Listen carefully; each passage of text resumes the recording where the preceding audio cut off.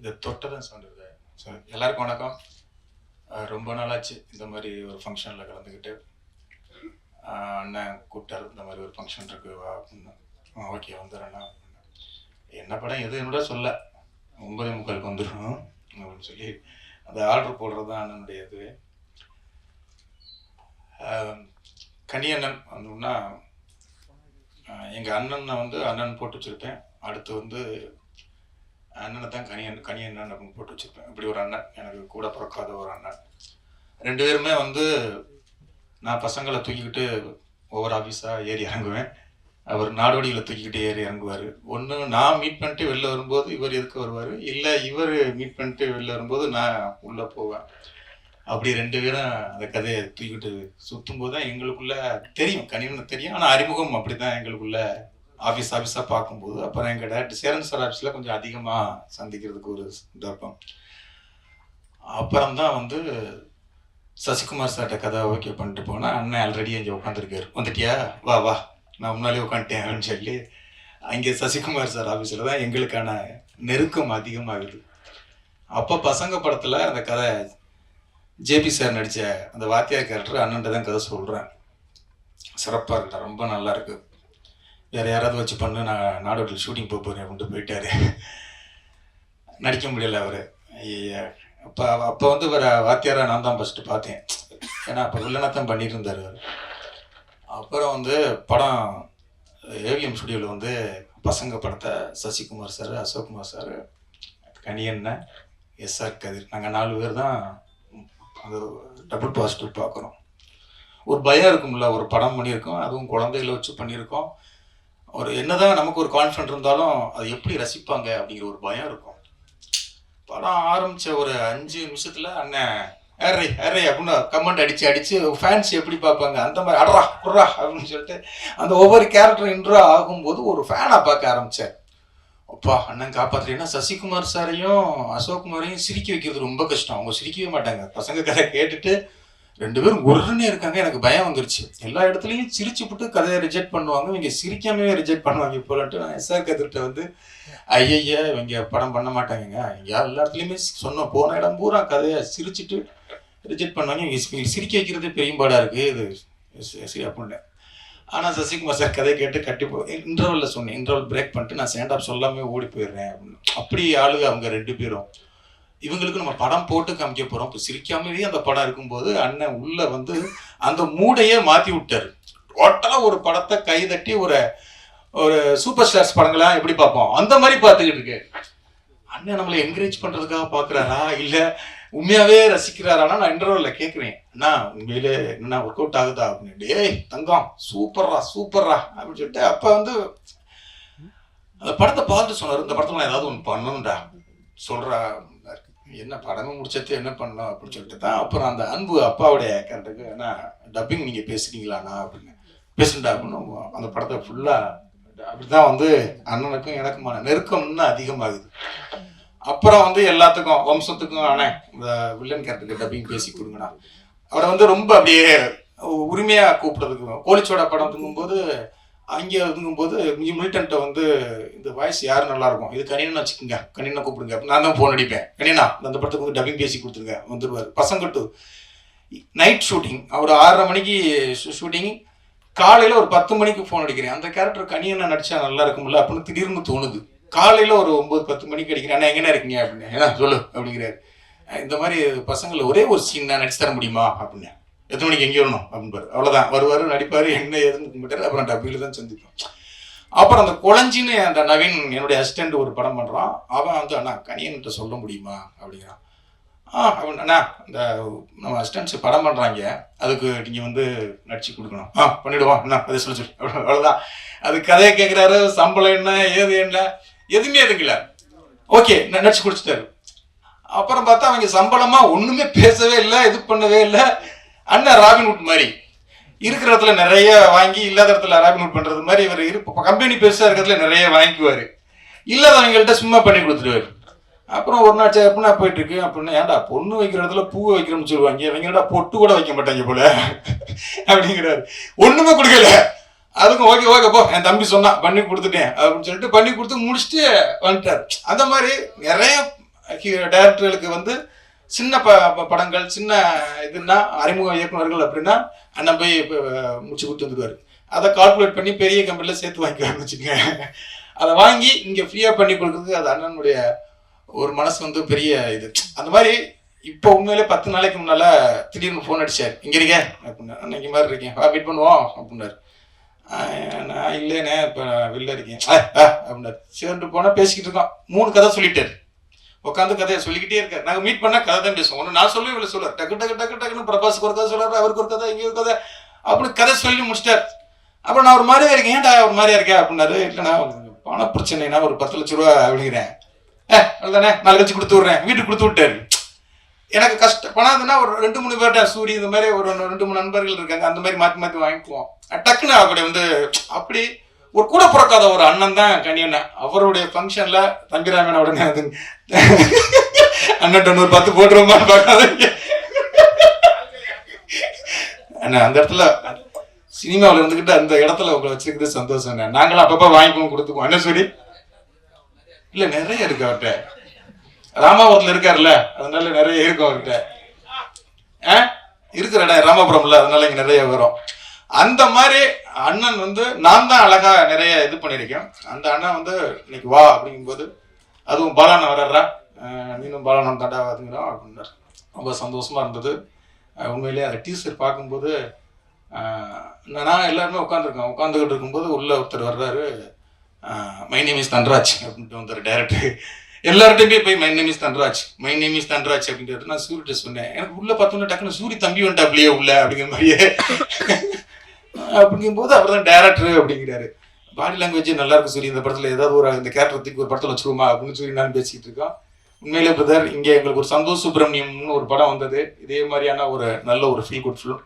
அதே மாதிரி இந்த படமும் இருக்கும் அப்படின்னு அதை டீச்சரை பார்க்கும்போதே தோணுது. அண்ணன் என்று சொன்னால் எங்கள் அண்ணனையும், அதே மாதிரி நான் தம்பி அப்படின்னா கனி தான் வச்சுருக்கேன்.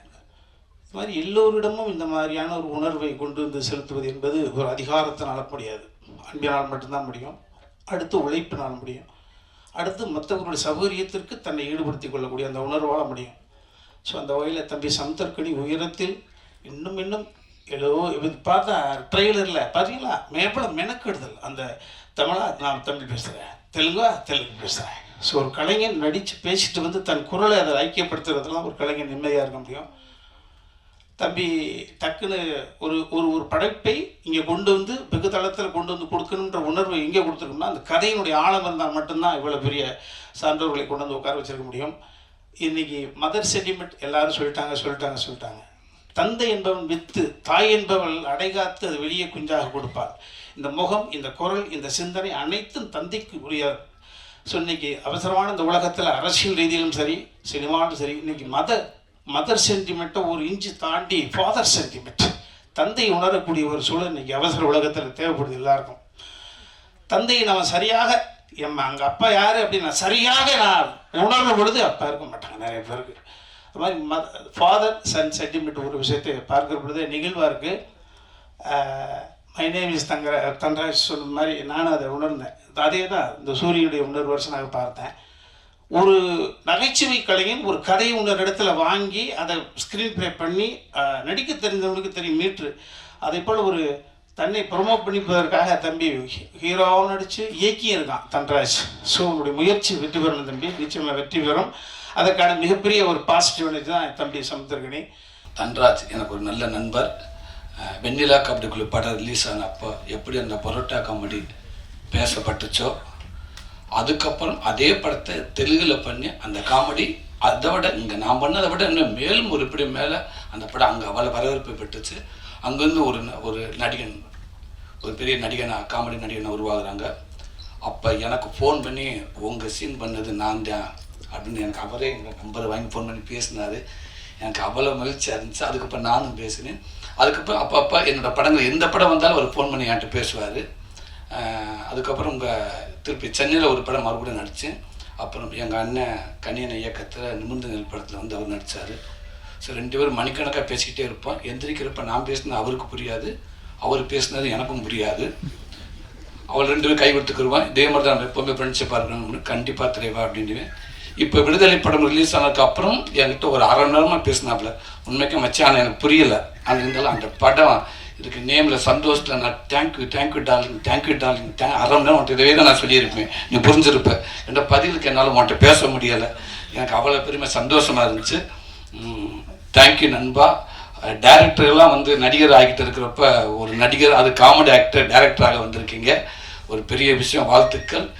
என்னண்டா இந்த நிறையா நமக்கு ஒரு பெரிய அட்வான்டேஜ் என்னண்டா, உங்களுக்கு ஒரு காமெடி நடிகன், ஒரு ஹீரோ கூட ஒரு 40 படம் பண்ணாருன்னா ஒரு காமெடி நடிகன் 150 படம் பண்ணியிருப்போம். அப்போ நிறையா டேரக்டர்கிட்ட ஒர்க் பண்ணியிருப்போம். எல்லா டேரக்டரும் கண்டிப்பாக யாராவது நீங்கள் எடுத்திருப்பீங்க. ஸோ அது எல்லாமே இந்த படத்தை நீங்கள் பதிவு பண்ணியிருப்பீங்க நான் நம்புகிறேன். நல்லா இருந்துச்சு. 2 லாங்குவேஜில் போட்டிருந்தாங்க. இன்னும் மலையாளம், ஹிந்தி இப்படி 4 லாங்குவேஜ் எடுத்திருந்தீங்கன்னா எப்படி எனக்கு ஹாஃப் டே போயிருக்குன்னு நினைக்கிறேன். போய்கிட்டே இருந்துச்சு. சரி ரைட், நல்ல வகை பாலான்னு இருக்கிறதுனால முடிச்சுக்கிறோம்ட்டாங்க. நான் அப்போ கூட கேட்டுங்க தம்பிராம் மேனேட்டான்னு 2 லாங்குவேஜ் பண்ணியிருக்காங்களா அப்படின்னு கேட்டேன். இல்லை தம்பி நிறையா பண்ணியிருப்பாங்க, பாலான்னு இருக்கிறதுனால முடிச்சுக்கிட்டாங்கன்னு நினைக்கிறேன். 2மே சூப்பராக இருந்துச்சு. இன்னும் கொஞ்சம் பார்த்தா உண்மைக்கு நான் தெலுங்கு பேசியிருப்பேன், ஃபுல்லாக தெலுங்குலேயே தான் பேசியிருப்பேன். ரொம்ப நல்லா இருந்துச்சு. அதுவும் அப்பா பையன், பொதுவாகவே அப்பா பையனை உள்ளதை சரியான மேக்கிங் அப்படிலாம் தேவையே இல்லை. அந்த கதையை அந்த எமோஷனில் கரெக்டாக பதிவு பண்ண படங்கள் இது வரைக்கும் தோற்றது இல்லை அப்படின்னு நான் நம்புகிறேன். நிறையா படம், உதாரணத்துக்கு அண்ணன் நடித்த அப்பா படமே இருக்குது. எங்கள் அண்ணன் பாண்டியரத்ன இயக்குனர் கேடி பிள்ளைகள் அடி வந்தால் இருக்கட்டும், யாரடி நீ மோகினி, முத்துக்கு முத்தாக, இப்படி நிறையா பாண்டிய நாடு, நிறையா படங்கள் இருக்குது. அப்பாவும் பையனுக்கும் அந்த எமோஷனை கண்டிப்பாக சரியாக பண்ணிட்டோம்னா அது தோற்றதே கிடையாது. அது இதுலேயும் இருக்குது. அந்த அண்ணன் அந்த அவரை ஹீரோவை போட்டு அடிக்கிறப்ப பேசுகிறப்ப உண்மைக்கு அவ்வளோ ஒரு இதாக இருக்குது, அது எமோஷனலாக இருக்குது.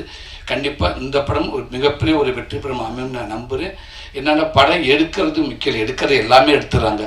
இன்றைக்கி கொண்டாந்து அந்த அதாவது ஒரு 10 பேர் ஒரு இடத்துல இருக்கான்னா அந்த 10 பேர் 8 பேர்த்துக்கு இப்படி ஒரு படம் வரப்போகுதுன்னு தெரியப்படுத்துறதுக்கு அவ்வளோ கஷ்டமாக இருக்குது.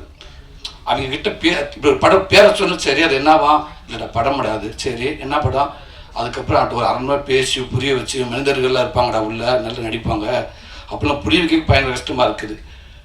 அப்படி இப்படி சேர்க்கறது அவ்வளோ கஷ்டமாக இருக்குது. அப்படி இருக்கிறப்ப இன்னைக்கு ஒரு படத்தை எடுத்து மட்டும் இல்லாமல் இங்கேருந்து தமிழுக்கு கொண்டு வந்து அதை சரியாக அதை ப்ரொமோட் பண்ணுறக்கா யோசிச்சு உண்மைக்கு அண்ணனுடைய சப்போர்ட்டில் அண்ணன் கொடுத்த ஐடியா கண்டிப்பாக நிறையா இருக்கும்னு நினைக்கிறேன்.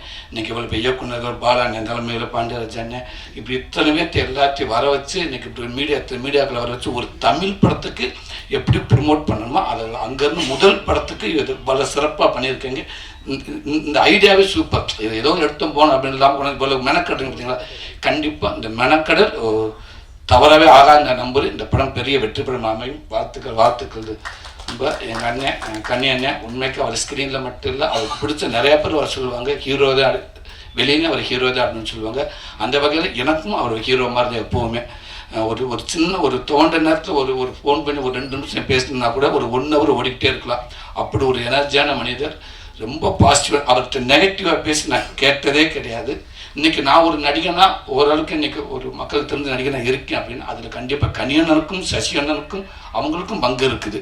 எனக்கு போராடி என்னை கூப்பிட்டு நல்ல வாய்ப்பு கொடுத்து நடிக்கிற மட்டும் இல்லாமல் அந்த எனர்ஜி வாட ஒன்றால் முடியும்னு சொல்லி அவரோட பாடி லாங்குவேஜும் நான் சில படங்களுக்குள்ள நான் பண்ணியிருப்பேன். அண்ணனோட பாடி லாங்குவேஜ் ஏன்னா அதை சொல்லிக் கொடுப்பாரு பார்த்தீங்க, அதவே நான் நிறையா படத்தில் போய் பண்ணியிருப்பேன். நான் ரொம்ப நன்றிண்ணே. சமுத்திரகனியோட ஒரு மாபெரும் ரசிகனா இங்கே வந்திருக்கிறதுக்காக நான் ரொம்ப பெருமைப்படுறேன். ரசிகன்னா அவன் வந்து ஒரு சிறந்த நடிகன் அப்படிங்கிறது நேஷ்னல் அவார்ட்லாம் வாங்கியாச்சு, நிறையா ப்ரூவ் பண்ணிட்டான். இயக்கத்துலேயும் நிறையா ப்ரூவ் பண்ணிட்டான். நான் இன்னும் 2 விஷயங்களுக்கும் அவனுக்கு நான் ரசிகன். அவனோட கடுமையான உழைப்பு, ஒரு நாளைக்கு ஒரு அரை மணி நேரத்தை கூட வேஸ்ட் பண்ண மாட்டான். ஒரு 1 ஹவர் ஆகுண்டா நீ போய் கேரவன்ட்டு வெயிட் பண்ணிட்டு அந்த 1 ஹவருக்குள்ளே அங்கே ஒரு புக்கு ஏதாவது படிச்சுக்கிட்டு ஏதாவது ஒன்று வேலை பார்த்துட்டே இருக்கிறதுன்றது அது அவன் படத்தில் மட்டும் இல்லை. ரொம்ப வெயில், நான் திடீர்னு ஒன்றா ஃபோன் பண்ணி ரொம்ப வெயில் ஜாஸ்தியாக இருக்கா, இந்த மாற்றுத்திறனாளி குழந்தைகளை வச்சுட்டு பாடுற ரொம்ப கஷ்டமாக இருக்குது, 1000 பேரை வச்சுட்டு கொஞ்சம் சப்போர்ட்டுக்கு கொஞ்சம் ஆள் வேணும். அவன் கூப்பிட்றதுக்காக தயங்கி கேட்டேன், வரவா எப்போ அவன் எப்போ இன்னைக்கு வருவா அப்படின்னு கேட்டாங்க. இப்போ கிளம்புறேன், வீட்டில் தான் இருக்கேன். நான் 10 நிமிஷத்தில் கிளம்புனா 5 மணி நேரத்தில் வந்துடுவேன். அது மாதிரி மற்றவர்களுக்கு உதவுறதுலையும் அவனுக்கு இருக்கிற அந்த மனசு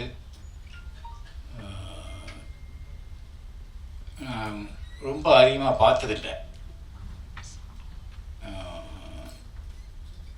குறிப்பாக சினிமாவில்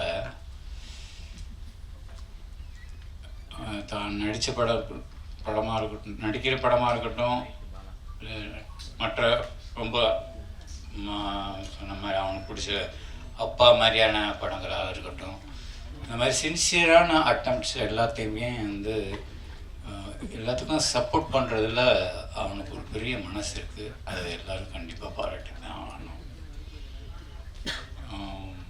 அதுபோக இங்கே வந்திருக்கிற எல்லாருக்கும் வாழ்த்துக்கள்.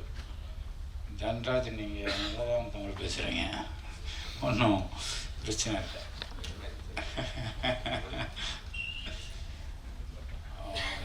தயாரிப்பாளருக்கு பிருத்திவிக்கும் என்னுடைய மனமார்ந்த வாழ்த்துக்கள். கனி, இந்த குணம் மட்டும் உங்ககிட்ட இருந்ததுன்னா உன்னால் இன்னும் ஒரு 1000 பேர் பிழைப்பாங்க. அதை மட்டும் விட்டு கொடுத்துடாது. அதுதான் உன்னோட பவரை. வாழ்த்துக்கள் அனைவருக்கும் வாழ்த்துக்கள். தயவு செஞ்சு எல்லாரும் பேர் சொல்லலைன்னு நான் நினச்சிக்கிறேன்.